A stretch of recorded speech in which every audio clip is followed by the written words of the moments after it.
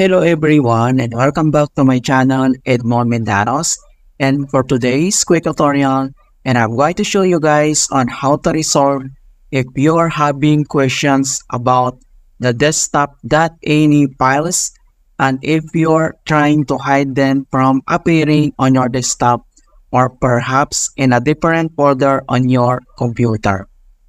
So desktop.ini file is a hidden configuration file found in every folder on Microsoft Windows.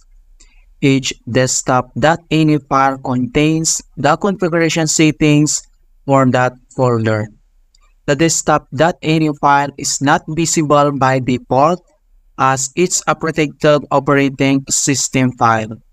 If it's suddenly appearing on your PC or another user have changed your folder settings to display hidden folders, then I'll show you how to make them invisible.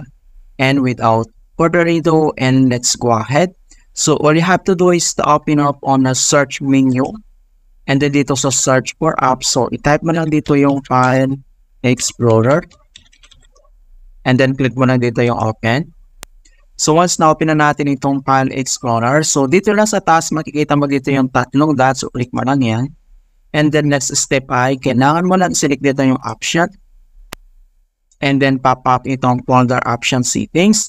So ang next step dito lang sa taas ay kailangan mo lang i-select dito yung view, so i-click mo lang yan. And then dito sa view and then dito lang sa advanced settings and files and folders, so kailangan mo lang i-select dito yung hidden files and folders and then i-select mo lang dito yung don't show hidden files, folders, or drives off. Okay, so select lang yan and then click mo lang dito yung apply and then click mo lang dito yung okay. Alright, so ganun lang po kasimple mga kaibigan kung ano yung ibig sabihin ng desktop.ini files. Is it safe to delete or hide them? And please don't forget to like this video, subscribe to my channel for more quality content. Thank you guys and see you in my next tutorial.